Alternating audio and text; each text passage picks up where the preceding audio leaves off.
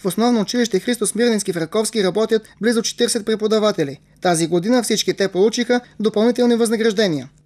Тъй като сме реализирали икономии, които можем да си позволим, да ги стимулираме за работата, която са положили през годината.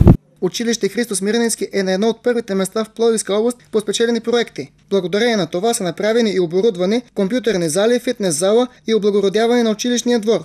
От втория срок в училището ще бъдат въведени униформи, направени по рисунки на самите ученици. Последният спечелен проект е по програма Коменски. В него участват 10 учители, като целта им е да подобрят езиковите си умения и преподавателски практики. До сега те са посетили Испания и Англия.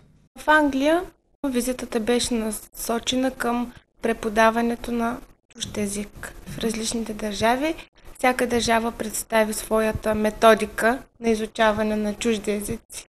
В проекта участват педагози от Италия, Испания и Англия. През февруари чуждестранните преподаватели ще гостуват на училището в Раковски.